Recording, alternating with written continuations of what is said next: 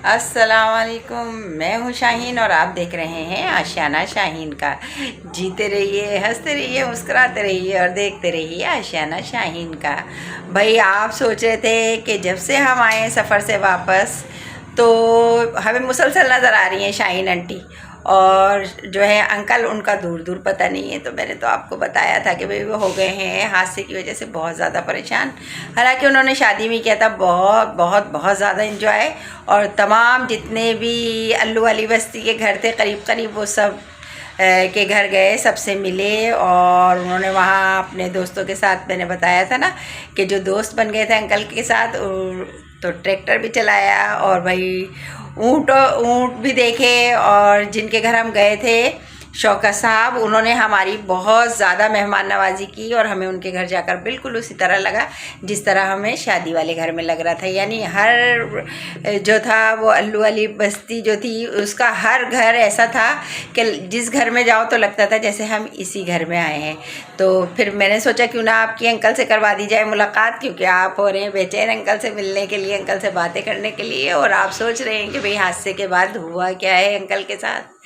कि अंकल तो बिल्कुल बात कर ही नहीं रहे, कैमरे के सामने आ नहीं रहे, आप लोगों से मुलाकात नहीं कर पा रहे।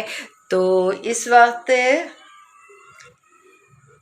जो है टाइम हुआ है, क्या टाइम हुआ है, 10:15 10:30 का।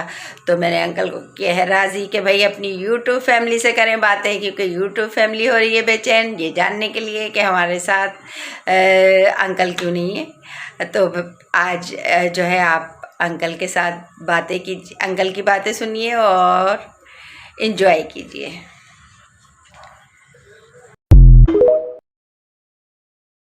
इसका क्या है ये? अस्सलाम वालेकुम।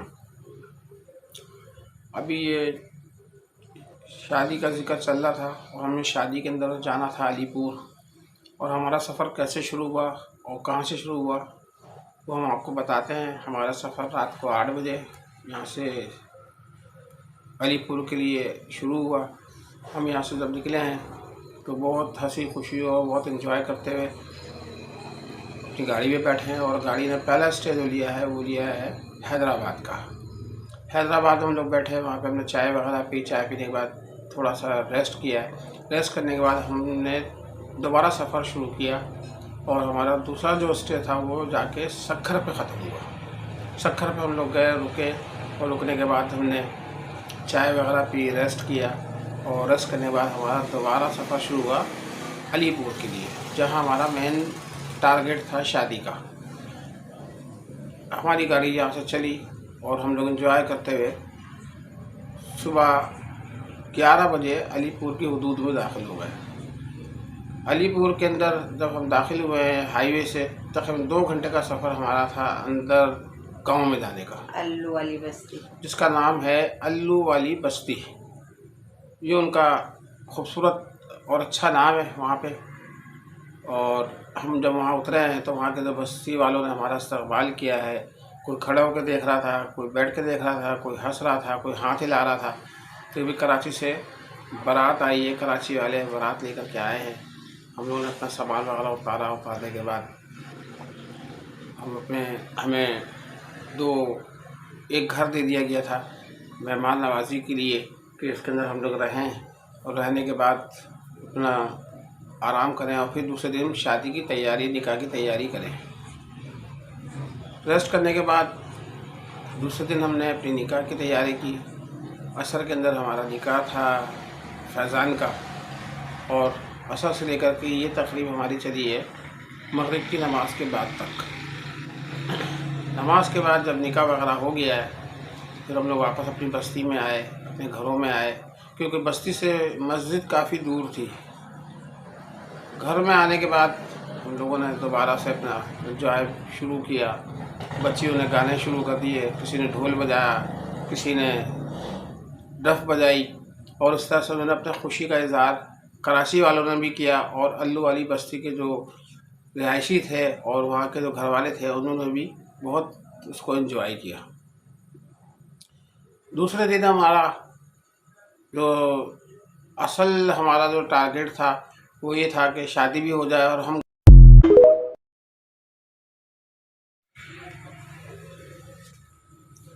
बताएं। हमने प्रोग्राम ये बनाया कि सुबह के टाइम पे तफरीह रखी जाए और शाम के टाइम पे भी तफरीह की जाए और बहुत ज़्यादा एंजॉयमेंट किया जाए, क्योंकि सुबह का बहुत सुहाना टाइम होता है। वहाँ पे हल्की हल्की ओस गिर रही होती है और अल्लाह ताला की कुदरत वहाँ निखर रही होती है कि रोशनी की शक्ल के अंदर।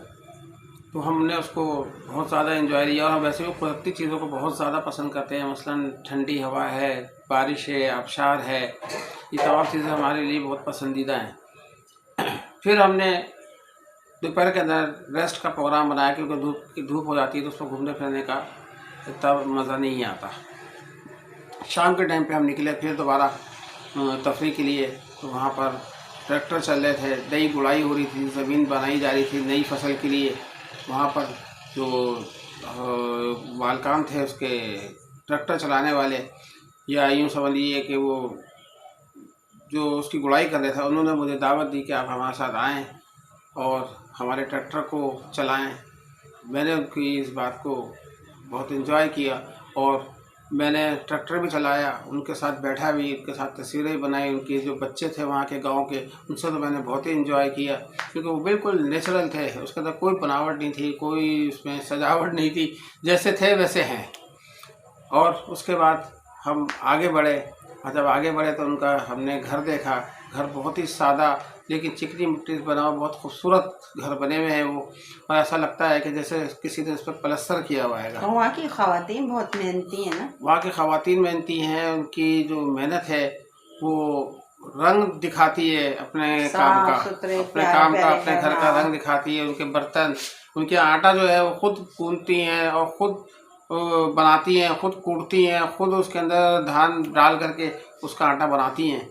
वहाँ चक्की नहीं है, बल्कि कुटाई करके वो आटे को तैयार करती हैं। और उस आटे की चक्कियाँ भी थी, चक्कियाँ बहुत लगी थी। चक्कियाँ भी थी, लेकिन वो चक्कियाँ ज़्यादातर लोग अपने घर पसंद है, उनको पसंद है चक्की वाला, वो करते थे। बाकी लोग अपनी ही बनाते थे, बना करके कुटाई करके। घर की चक्की भी बनी हुई हाथ से चलती थी, वो भी रखी हुई थी उन्होंने। वो बहुत मेहनत का काम है भाई। तो वहाँ के जो लोग हैं बहुत मेहनती, जफाकश और बहुत ही मोहब्बत करने वाले लोग हैं।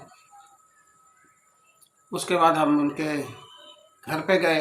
घर पे जब गए तो शौकत साहब थे वहाँ, उनसे मेरी बहुत अच्छी दोस्ती हो गई। उन्होंने हमें बहुत ज़्यादा पसंद किया और हमें अच्छे मेहमान नवाजी से नवाजा। उन्होंने अपने ऊँट दिखाए मुझे, बेहतरीन किस्म के ऊँट, आला नस्ल के ऊँट, कैसे तंदुरुस्त वाइट ऊँट और ब्राउन ऊँट और कॉफ़ी ब्राउन ऊँट जो है वो मैंने देखे, जो उन्होंने शौकिया पाले हुए थे। बेहतरीन किस्म के दुम्बे, आला नस्ल की मुर्गियाँ रखी उन्होंने और बहुत तंदुरुस्त मुर्गियाँ हैं उनकी। एक घर के अंदर कम से कम 8-8, 10-10 मुर्गियाँ हैं, 4-4, 5-5, 6-6 बकरे हैं और गाय हैं, 2 गाय हैं, उसके छोटे बच्चे हैं, भैंसें हैं, उसके बच्चे हैं। वहाँ की जो ख़वातीन हैं बहुत मेहनती हैं। घर की सफाई सुथराई, लिपाई पुताई और यहाँ तक के दूध तक दूती हैं वो, और दूध दूने के बाद वो अपने अपने कामों में मशगूल हो जाती हैं। दही घर के अंदर जमता है, दूध घर का है, सब्ज़ी घर की है और तमाम चीज़ें तरोताज़ा होती हैं। इसलिए बीमारियाँ नहीं है ना, इसलिए वहाँ बीमारी नहीं है, वहाँ शुगर नहीं है, वहाँ ब्लड प्रेशर नहीं है, और अगर होगा भी तो बहुत ही कम परसेंटेज पर होगा, वो जो महसूस नहीं होता। और उसके बाद हमने वापसी के लिए प्रोग्राम बनाया कि हम वापस अपने घर की तरफ लौटें और इन तमाम चीज़ों को एंजॉय करते हुए हम वापस अपने घर की तरफ लौट आए, ताकि शाम के टाइम पर जो है ना हम अपने अपने घरों में आराम करें, क्योंकि वहाँ मगरिब के बाद शाम हो जाती है। उसके बाद कोई घर से बाहर नहीं निकलता, ज़रूर करते हैं तो वहाँ के जो इलाकाई लोग हैं वो निकलते हैं। बाकी जो नए लोग होते हैं उनको वैसे भी मना कर देते हैं, क्योंकि वहाँ कुत्ते वगैरह खोल दिए जाते हैं उसकी रखवाली के लिए, खेतों की रखवाली के लिए, घर की रखवाली के लिए। तो उन्हीं को पहचानते हैं जो लोग वहाँ के रोज़ के आने जाने वाले हैं। तो हम लोग अपने अपने बिस्तरों पर आकर के लेट गए और सोने की तैयारी की। सुबह उठे तो फिर हमने तैयारी की कि घूमें फिरें, ज़रा एंजॉय करें। और वहाँ की सुबह बहुत खूबसूरत होती है, परिंदे चहचहा रहे होते हैं और जो वहाँ के लोग होते हैं वो अपने अपने कामों में लग जाते हैं। दूध दूध रहे होते हैं, पानी लगाने वाले पानी लगा रहे होते हैं ज़मीनों को, ट्रैक्टर वाले ट्रैक्टर को चला रहे होते हैं। बहुत अच्छी और खूबसूरत आवाज़ें होती हैं परिंदों की चहचहाने की। उसमें ख़ास तौर से मैनाएँ और वहाँ जो बगले हैं वाइट रंग के और वाइट और ब्राउन दोनों कलर के बगले होते हैं, बहुत ही खूबसूरत ज़मीन पे लगते हैं। ऐसा लगता है कि यहाँ पे किसी ने कोई चीज़ उगाई हुई है, कोई चीज़ उगी हुई है वहाँ पे। तो उससे बहुत इन्जॉय होता है और वहाँ की तरोताज़ा हवा हमारी सेहत के लिए, वहाँ की सेहत के लिए अक्सीर का काम करती है। हमें तो बहुत ज़्यादा इन्जॉय हुआ और हमारी फैमिली को और हमारे जो कराची से बारात गई थी उसने बहुत ज़्यादा उसको इन्जॉय किया। इन्जॉय करने के बाद हमारे पास दूसरा जो दिन था, वो दूसरा दिन के अंदर हमारे अकबर साहब थे, उन्होंने हमें अलविदाई दावत पे बुलाया था और कहा था कि हम आपको यहाँ की दूसरी चीज़ें दिखाते हैं। उनके घर के अंदर गए, उनके घर में ट्रैक्टर भी था। तो अक्सर ट्रैक्टर तो हर घर में होता है, लेकिन उन्होंने अपने ख़ास तौर से मुझे अपने इक्विपमेंट दिखाए जो ज़रूरी काम के लिए आते थे। इसी तरह से हम उनके यहाँ खाना खाया। खाना खाने के बाद हमने तैयारी की वापस अपने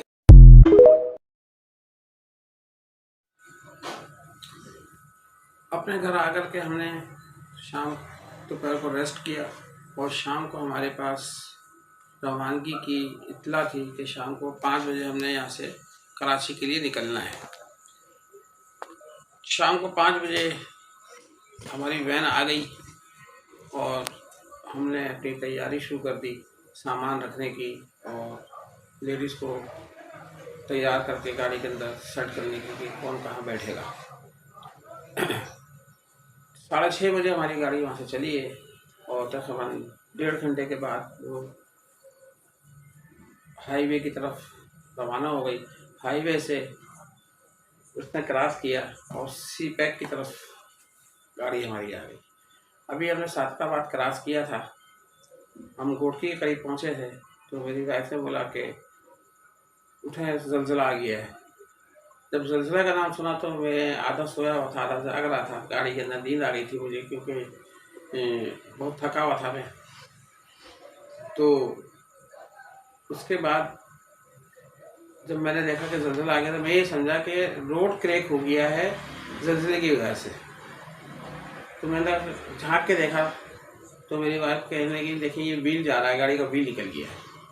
और जब मैंने व्हील देखा तो मुझे ये समझ में नहीं आ रहा था कि व्हील कैसे निकला। बहरहाल वो तो बात की बात थी, मैं ये देख रहा था कि जो हमारी गाड़ी थी वो वन साइड गिर गई, जिस साइड पर हम बैठे थे उस साइड का व्हील निकल गया था और व्हील हमारे साथ साथ चल रहा और व्हील के साथ जो चिंगारी नीचे ड्रम टकराया ज़मीन से, वो ड्रम जो था कम से कम गाड़ी हमारी ड्रम पर 500 से 600 मीटर तक रगड़ती भी गई है 120 की स्पीड से और सिर्फ चिंगारियाँ थी वहाँ पर और कलमा था और दुरूद शरीफ का वेट था वहाँ पे। मैंने देखा आगे कि आगे हमारी गाड़ी किस चीज़ से जाके हिट होती है और पीछे कौन सी गाड़ी हमें हिट करती है।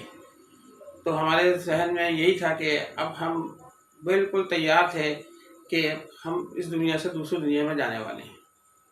इतनी देर में ड्राइवर ने क्या किया कि अपनी होशमंदी से अल्लाह ताला ने उसको जो सलाहियत दी उसको उसने इस्तेमाल करते हुए गाड़ी के स्टीयरिंग को जाम करके रखा, ना राइट जाने दिया उसको ना लेफ्ट जाने दिया।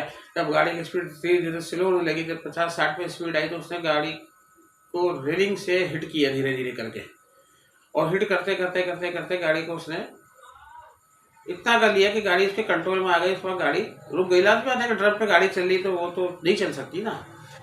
और हमारा जो व्हील था वो रेलिंग के दूसरी साइड पे जहाँ से गाड़ियाँ हमारी जा रही थी, जहाँ से गाड़ी आ रही थी उस साइड पे हिट होकर उधर चला गया था। ड्राइवर ने गाड़ी को रोका और रोकने के बाद उसने कहा कि सोहेल भाई मसला ये है कि मैं व्हील के लिए नहीं जा रहा हूँ, व्हील मेरे पास दोस्त पे रखे, मैं ये देखने के लिए जा रहा हूँ कि व्हील।